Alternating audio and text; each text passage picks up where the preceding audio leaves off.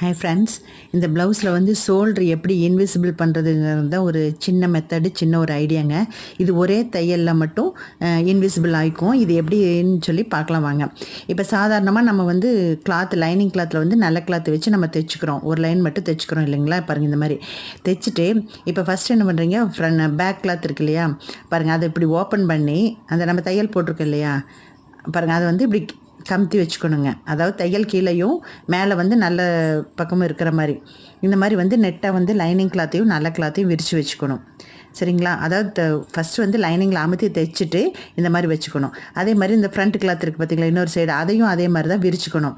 Shoulder துணியை விரிச்சுட்டு பாருங்கள், இந்த 2 ஷோல்டரும் ஜாயிண்ட் ஆகிற மாதிரி, நல்ல கிளாத் 2 ஜாயிண்ட் ஆகிற மாதிரி, ஷோல்டர் ஜாயிண்ட் ஆகிற மாதிரி கரெக்டாக பார்த்துக்குங்க. அந்த தையல் இருக்கு இல்லையா, அதுவும் வந்து கரெக்டாக சென்டரை கரெக்டாக வர மாதிரி பார்த்துட்டு பாருங்கள், இந்த மாதிரி பார்த்துட்டு செக் பண்ணிவிட்டு கரெக்டாக ஈவனாக வச்சு நம்ம அப்படியே ஒரு தையல் போட்டுக்கலாங்க.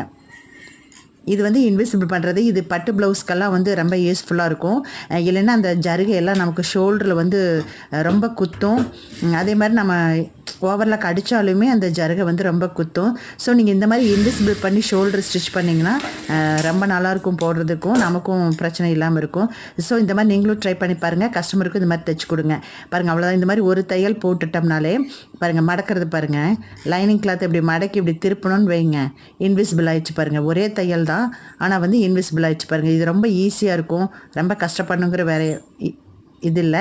ஸோ இது வந்து ரொம்ப சிம்பிளாகவும் ஈஸியாகவும் இருக்கிறதுக்காக தான் இந்த மெத்தட் உங்களுக்கு நான் சொல்லியிருக்கேன். பாருங்கள், இது பிடிச்சதுன்னா மறக்காமல் லைக் பண்ணி ஷேர் பண்ணுங்கள், கமெண்ட் பண்ணுங்கள், சப்ஸ்கிரைப் பண்ணி வச்சுக்கோங்க புதுசாக பார்க்குற வியூவர்ஸ் எல்லாம். So thank you. பாருங்கள், இது பிடிச்சதுன்னா மறக்காமல் எனக்கு கமெண்ட் பண்ணுங்கள் எப்படி இருக்குன்னு சொல்லிட்டு. ஈஸியான மெத்தடுங்கிறதுக்காக தான் இது உங்களுக்கு காமிச்சிருக்கேன். So thank you. பாருங்கள், எவ்வளோ நீட்டாக இருக்குது பாருங்கள் ஃபினிஷிங். ஒரு தையல் தாங்க, ஆனால் நீட் ஃபினிஷிங் வந்துடும் இது உங்களுக்கு. இந்த மாதிரி நீங்கள் ட்ரை பண்ணி பாருங்கள். தேங்க்யூ.